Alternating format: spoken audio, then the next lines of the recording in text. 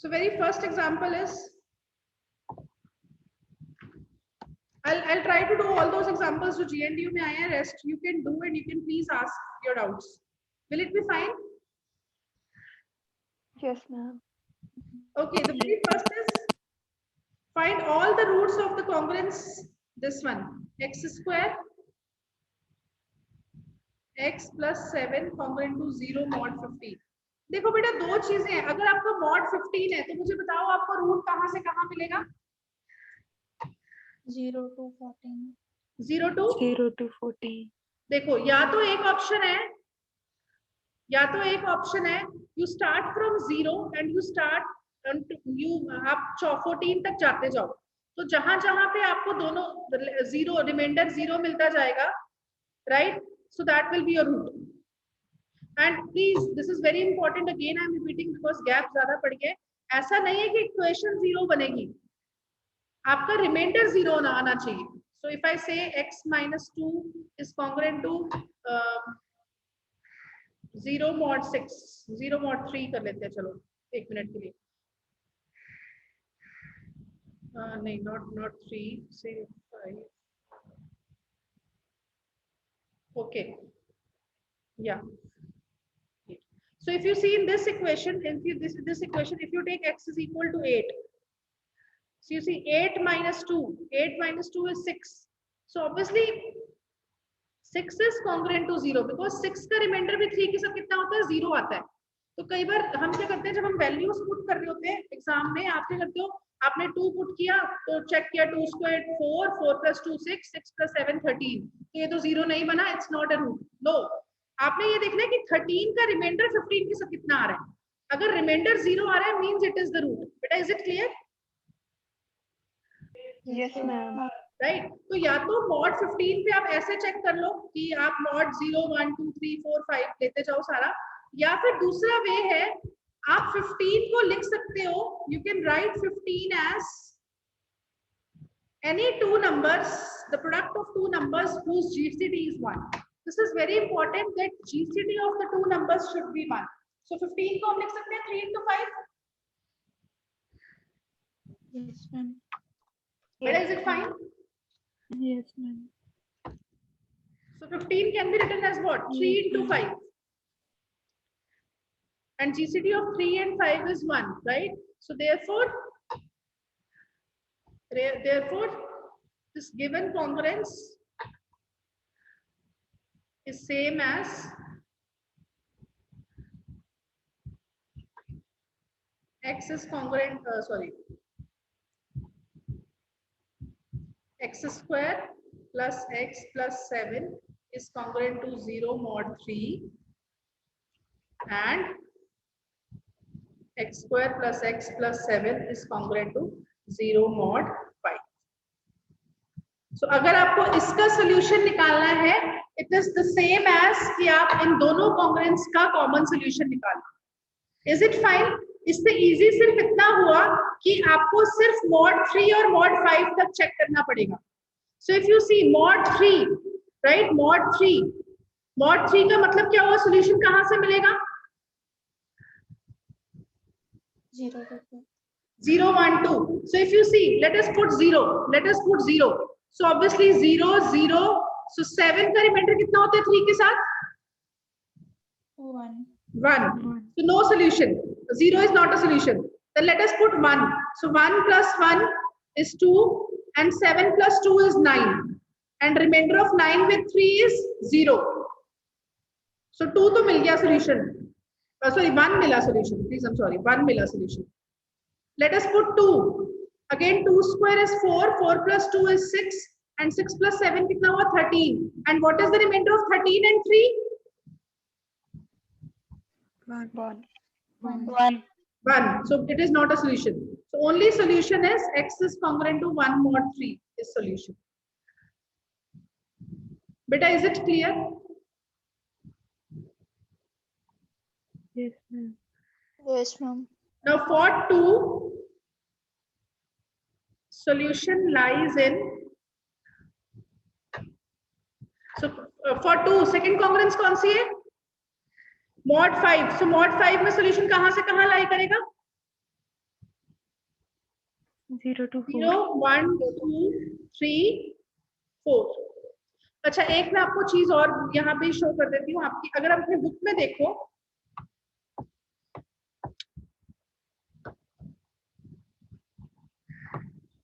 If you check in your book only, वो देखो 5 के लिए मॉड 5 वो चेक कर रहा है, 0 1 2, ये -1 -2 भी चेक कर रहे हैं। ये देखो बेटा 0 1 2 3 4,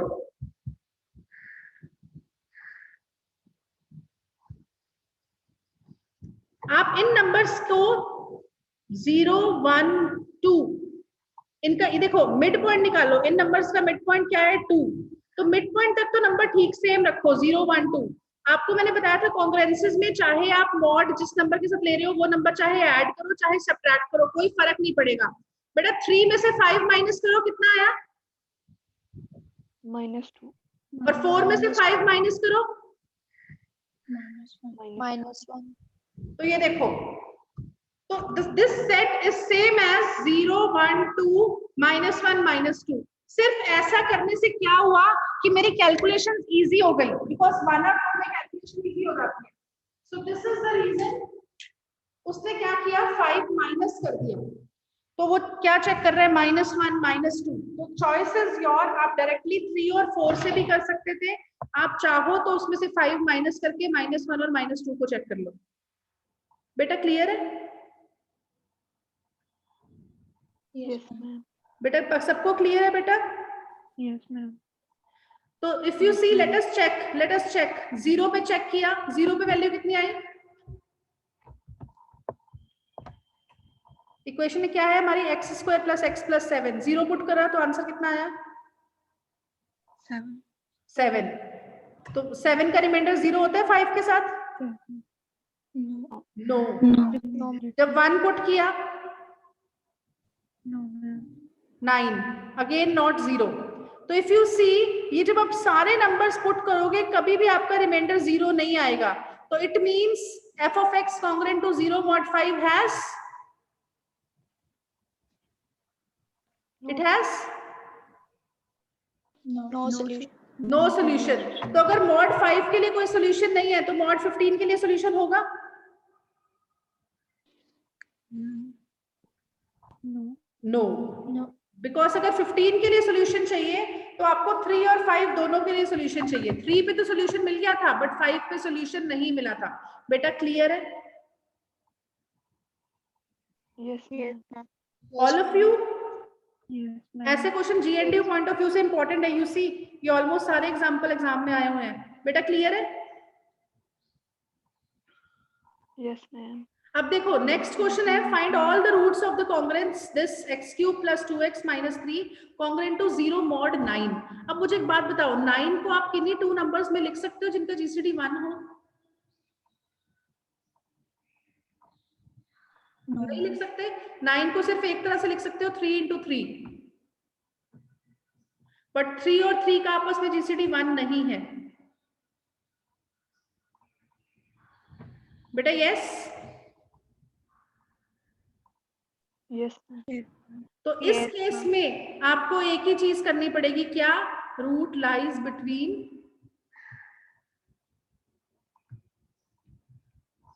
कहां से कहां रूट लाई करेगा बेटा? 0 to 8. 3 4 5 6 7 8। तो आप अगर आप चाहो तो आप ये कर सकते हो कि अपनी कैलकुलेशंस इजी करने के लिए, इफ यू सी यहाँ पे मिड पॉइंट कितना बन रहा है, these are the 4 numbers, these are the 4 numbers, तो 4 तक तो नंबर्स है सेम, 0 1 2 3 4। तो बाकी नंबर्स में से हम क्या करेंगे? 8 minus करते हैं. माइनस क्या करेंगे? 8. 8 क्यों? मॉड किसके साथ है? 9. 9। 9. मॉड है वो माइनस करोगे, तो 5 - 9 कितना हुआ? -4। 5 - 6 कितना हुआ? सॉरी 9 - 6 कितना हुआ? 6 - 9। 5 - 9 is -4, 6 - 9 is -3, 6 - 7 is 7 - 9 is -2, and 8 - 9 is -1. बेटा is it fine? Yes, ma'am. यहां से Yes, ma'am. जब आप वैल्यूज पुट करोगे,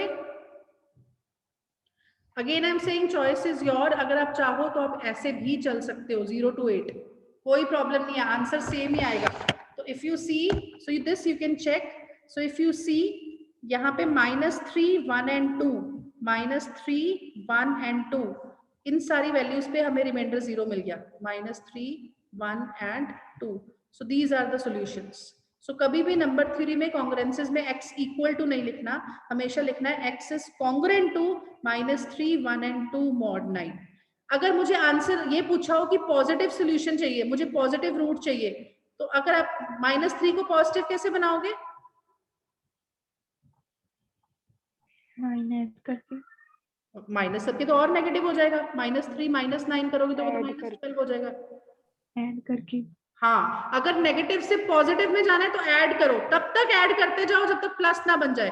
सो -3 में 9 ऐड किया, सो -3 + 9 6 बन गया, 1 and 2। 6. So what are the roots? Roots are 6, 1 and 2. Is it fine? All the numbers which are congruent to 6, 1 and 2. So वो सारे numbers. Beta, is it fine? Yes, ma'am. Yes, ma'am. Okay, let me take one more question if this is fine before I move to the next topic.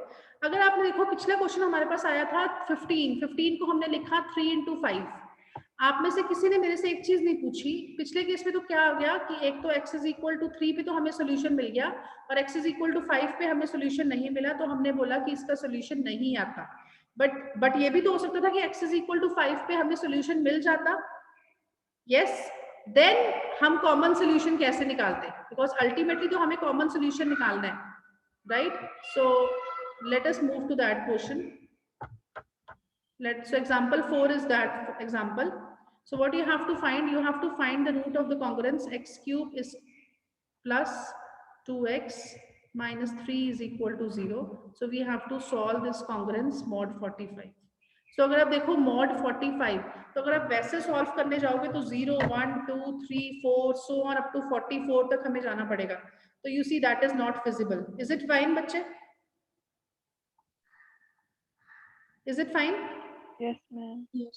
Right तो हमें पता है 45 को हम कैसे लिख सकते हैं? 9 into 5. 9 into 5, right? So therefore it is equivalent to x cube plus 2x minus 3 congruent to 0 mod 5 and x cube plus 2x minus 3 congruent to 0 mod 9।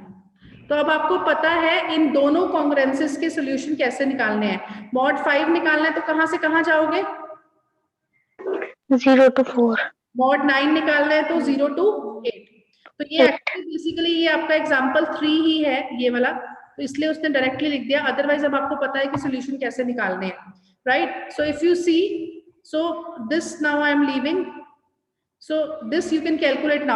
So mod 5 आपको दो सॉल्यूशंस मिल गए, कौन से? 1 and 3, एंड mod 9 आपको तीन solution मिल गए, 1, 2 and 6। बेटा यहां तक सबको क्लियर है? Yes, ma'am. तो mod 5 आपको दो सॉल्यूशंस मिल गए हैं 1 and 3, mod 6 आपको तीन सॉल्यूशंस मिल गए हैं 1, 2 and 6।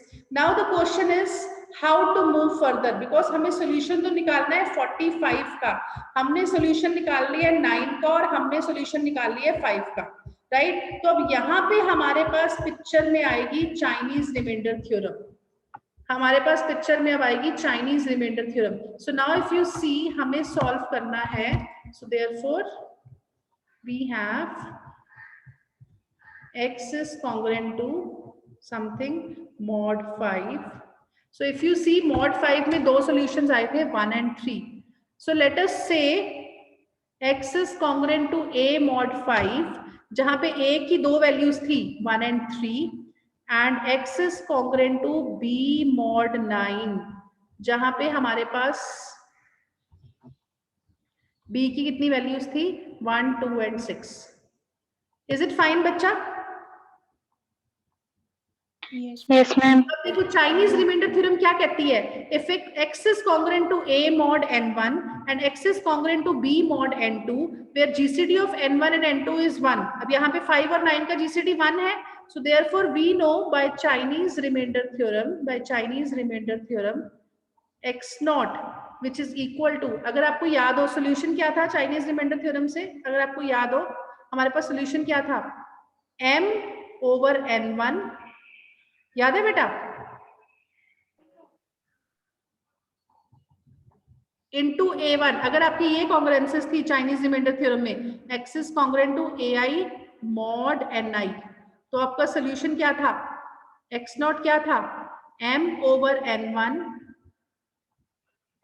into a1 alpha 1 plus m over n2 into a2 alpha 2 and so on. बेटा is it fine? Yes, ma'am.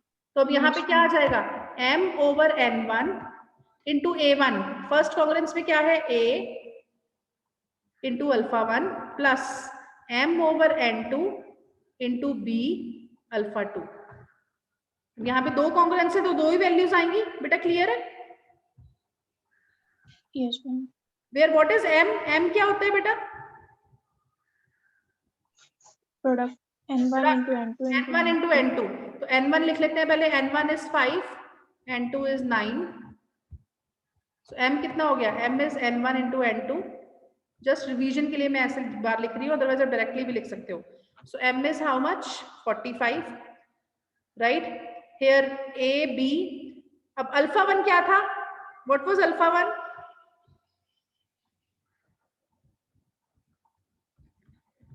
अगर आपको याद हो m over n1, बेटा ये याद रखो, अब m over n1, देखो m over अल्फा 1 जब निकालना है, l over n1, इसमें से a1 को हटा देना है, a1 को हटा देना है, so what is left, alpha 1, m over n1 into alpha 1 should be congruent to 1 mod n1, यही होता है, इसको ऐसे याद रखते हैं, a1 हटा देना है, a1 नहीं लिखना, तो let us put the values, m over n1 कितना हो जाएगा, m तो 45 है, n कितना है 5, so 45 by 5 कितना आ गया 9, so 9 into alpha 1 is congruent to 1 mod n1 कितना है 5. ऑब्वियसली 5 जो है 9 जो है 5 से बड़ा है, what is the remainder of 9 and 5, 4, so इसको लिख सकते हैं 4 into alpha 1 is congruent to 1 mod 5. अब बताओ जरा सोल्यूशन कैसे क्या निकलेगा इसका, सोल्यूशन कितना निकलेगा, 4. Very good, alpha 1 is equal to 4 because 4 into 4 is 16 and 16 का रिमाइंडर 5 के साथ कितना होता है 1, so alpha 1 is congruent to 4 mod 5. Girls clear है सबको? Yes, ma'am. Yes, ma'am.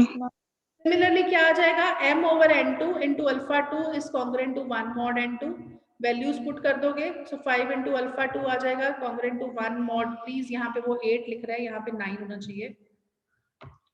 And if you will put the solution, so if you see 2 put करोगे, so 5 into 2, 9 का पता है 0 से शुरू हो जाओ, 0 से लेके 8 तक, तो जब आप 2 पुट करोगे 5 into 2 is 10 और 10 का रिमाइंडर 9 के साथ कितना होता है 1, so alpha 2 is congruent to 2 mod 9. बेटा क्लियर है, right? So if you see now what is the solution, solution is what, m over n1 a alpha 1 plus m over n2 b alpha 2 mod m is 45, right? So m over n1 की value हमें पता है, a की alpha 1 की value 4 आ गई, alpha 2 की value 5 आ गई, a b as such. अब ऊपर आपने लिखा था a की वैल्यू कितनी है 1 3, b की वैल्यू कितनी है 1 2 6, सो a की वैल्यू पुट करते जाएंगे, एक बार a को 1 पुट कर दिया, b को 1 पुट कर दिया, फिर a को 1 पुट कर दिया, b को 2 पुट कर दिया, a को 1 पुट कर दिया, b को 6 पुट कर दिया, सिमिलरली a को 3 b 1, a को 3 b 2, a को 3 b 6. Exam point of view, you need not make this table, you need not waste your time, so you can stop here. So solution is this, where a is what 1 and 3 and b is what 1 2 6. Beta, is it clear? Yes, yes, ma'am. Girls सबको clear है? अगर दोनों equations के solutions आ जाएं तो single solution कैसे निकालना है? Yes, ma'am. Okay, अच्छा, before that, let me take this example number 5, कोई एक part. Reduce the following congruences to equivalent congruences of degree less than or equal to 6. So what I want, you want to make the degree of this congruences to be less than or equal to 6. बेटा हमेशा जब भी ऐसा question हो, Fermat's theorem याद रखनी है. If you remember what was Fermat's theorem, कि अगर मेरा A and P prime such that their GCD is 1, then A raised to power P is congruent to A mod P. Hello?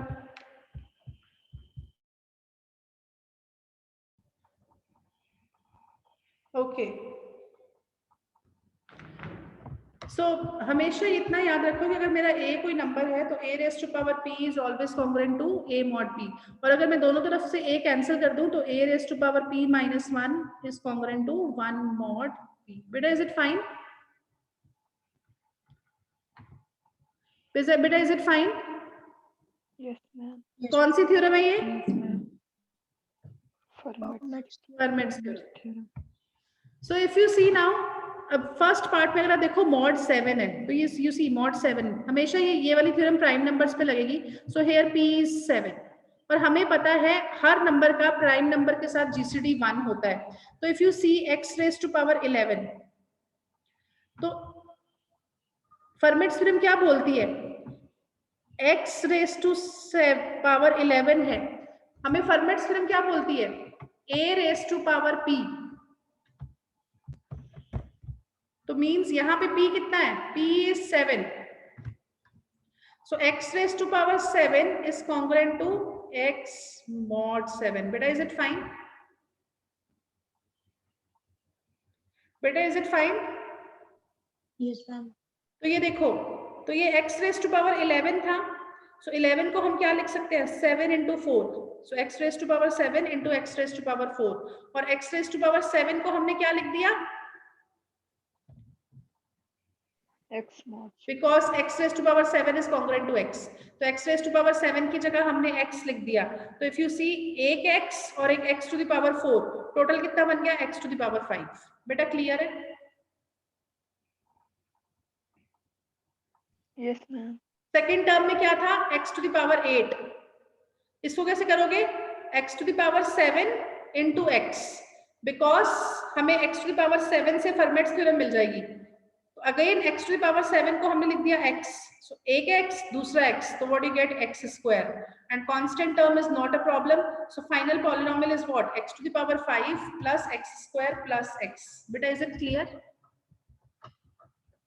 So हमारे polynomial की degree कितनी हो गई? Degree is 5 which is less than 6. बेटा is it fine? Yes, ma'am. ऐसे बाकी दोनों polynomials में भी we can use Fermat's theorem. Yes, ma'am. Do this. If you see question number, example number 7, prove that x to the power 14 plus 12x square congruent to 0 mod 13 has 13 solutions. Has 13 solutions. तो मुझे तो पहले एक बात बताओ, mod 13 आपको निकालना है तो solutions कहाँ होंगे? कहाँ होंगे? 0 to 12. 0 से 12. So 0 से 12 ये कितने नंबर्स हैं? 13. इसका मतलब हमें ये शो करना है कि ये सारे 13 के 13 नंबर्स ये सॉल्यूशंस हैं. Is it fine? अब अगर फिर मैं आपको याद करा रही हूं, अगर आप देखो यहाँ पे मॉड 13 है, 13 इज अ प्राइम नंबर, तो हमेशा देखो कहीं फर्मेट थ्योरम फिक्स्ड हो रही है. Now if you see x to the power 14 plus 12x square, this is congruent to, अब again x to the power 14, can you take x to the power 13 common? Yes, ma'am. Yes. अच्छा मुझे बताओ 12 का reminder 13 के साथ कितना होगा? -1. Yes, -1. -1. आप वैसे 12 13 से छोटा है तो रिमाइंडर 12 भी होगा, बट अगर मुझे इसको नेगेटिव बनाना है तो मैंने 12 माइनस 13 कर दिया, सो this is -1. Very good. So this is minus x square mod 30. So you see this is congruent to, now if you see x to the power 13, x to the power 13 Fermat theorem से कितना आ जाएगा? X. x. X. Already one x is lying, so x square minus x mod 13. Beta, is it fine? Beta, is it fine? So therefore solution of, Yes, ma'am. हाँ बेटा,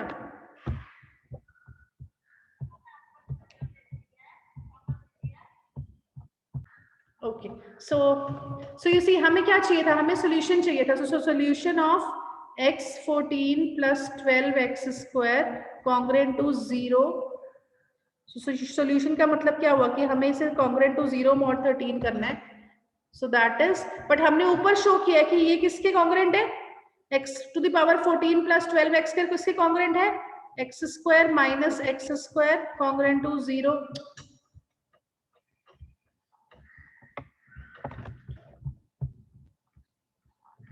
mod 13, that is x square is congruent to x square mod 13. हमें तो यही निकालना है इसका मतलब.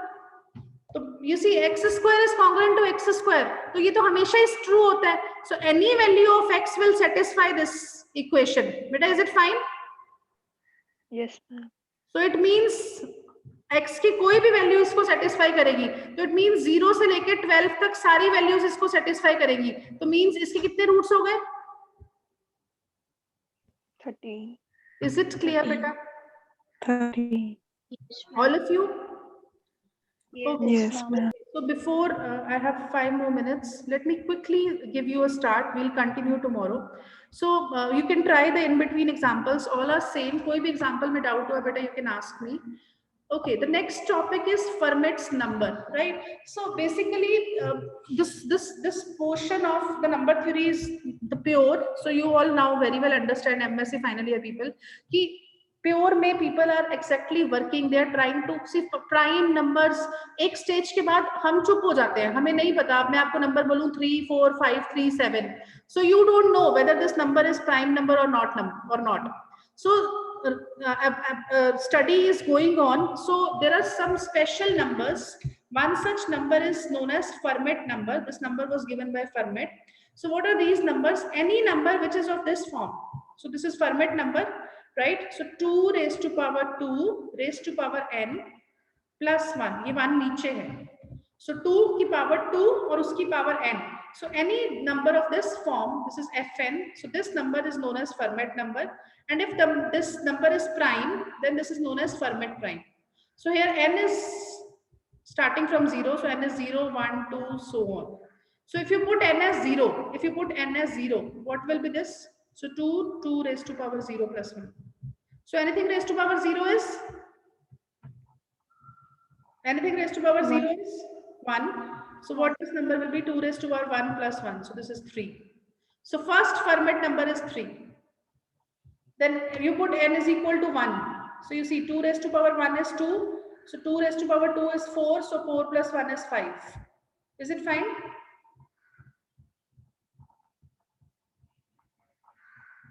Yes. So F2, this will turn out to be 17. F3 will be 257. So ऐसा नहीं है कि ये prime ही मिलते जाएंगे. You will see F5 is not a prime number. But is it fine? So these numbers are known as Fermat number. 2 raised to power 2 raised to power n. Any number of this form is known as Fermat's number. But is it fine, all of you? Yes, ma'am. Right. There is a special proof. If you see, it has come in GNDU also. Right. So there's a special proof which show that the Fermat number F5. So you see this number is not a prime number. So show that this number is divisible by 641. Or we have to show that F5 is a composite number. So composite number means ये किसी number से divisible है, right? So let me start from here. You will see why the upper portion is done. So F5 का मतलब क्या हुआ? 2 raise to power 5 plus 1, तो यानी कि क्या हुआ 2 रेज टू पावर 5 कितना हो गया 32. So this is 2 raised to power 32 plus 1, right? So what we did, so this is what, so this proof is fixed steps, this is very old, so you will say how these steps, so these are this way only, right? So 32 को आप क्या लिख सकते हो 4 into 8, so this is 2 raised to power 4 into 2 raised to power 8. Again if you see 2 raised to power 8 को हम क्या लिख सकते हैं 2 raised to power 7 into 4, right? So what we did, let us take this number 2 raised to power 7. Let us take this number 2 raised to power 7 as a. You will see why, how this will help. So 2 raised to power a as 7, right? So this will be what? 2 raised to power 4 into a to the power 4 plus 1. एक minute के लिए why this? You see what is 2 raised to power 7? एक बार open करो जरा 2 raised to power 7 कितना होगा? 2 raised to power 5 तो होता है 32. Yes or no? Ma'am 2 raised to power 8 था तो 2 raised to power 7 raised to power 4 into 4 कैसे आया? नहीं 2 raised to power 28 था ना बेटा. मैम 2 raised to power पहले 32 था, फिर 2 raised to power 4 into 2 raised to 2 power raised to 8 power में हमने 34. कन्वर्ट किया. सुनो, मैं दोबारा बता रही हूँ. देखो 2 raised to power 32 हमें पता है हम इसको क्या 32 को क्या लिख सकते हैं 4 into 28 4 plus 28 ओके है ना, और इसको हम क्या लिख सकते हैं 2 raised to power 4 into 2 raised to power 28. इसको क्या लिख सकते हैं 2 raised to power 4 into 2 raised to power 7. जहां पे क्लास खत्म हो गई we will continue tomorrow. Okay 2 raised to power 7 into 4. अब एक मिनट के लिए मेरी बात सुनो 2 raised to power 7 को जरा ओपन करो कितना होता है. This is 2 raised to power 5 into 2 square. 2 raised to power 5 होता है 32 into 4. करना जरा बेटा 32 into 4 कितना 128. अब मुझे एक बात बताओ 128 को जरा 641 से डिवाइड करो.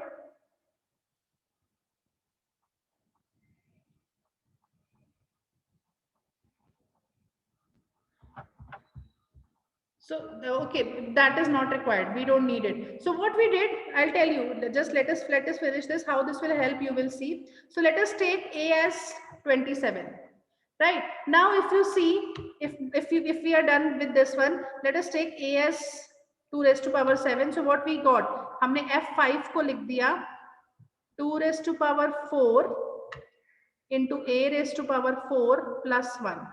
बेटा हमें यहाँ पे ये शो करना है कि इसके फैक्टर्स बनते हैं, राइट? नाउ हमने a क्या लिया है, a is 27, 2 raised to power 7, so this is 128, right? Let us take b as 5, right? This is the only way. Let us take b as 5, right? So then what will be 1 plus ab?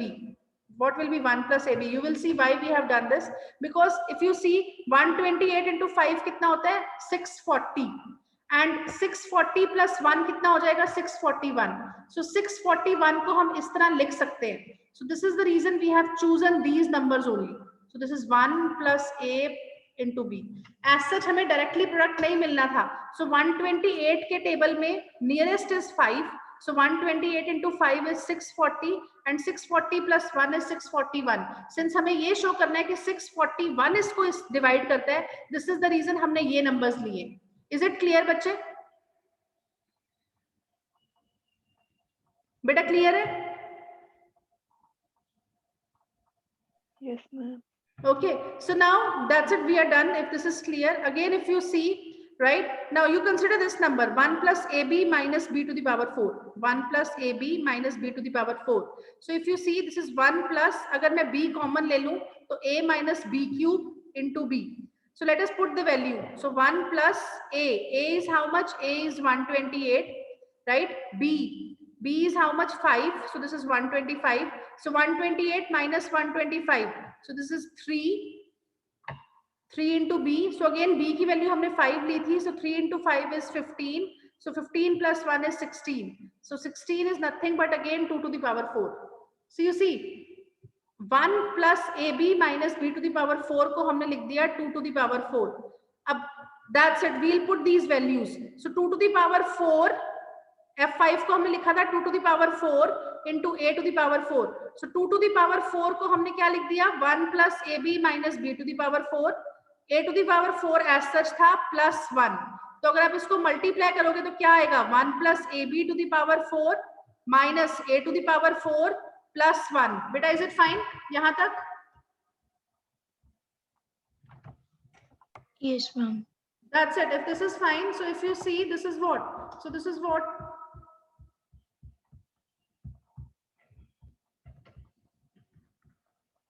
So this is what? 1 plus ab into a to the power 4 plus 1 minus a 4 b4. So you see, इसको मैं लिख सकती हूँ क्या? 1 minus a square b square into 1 plus a square b square.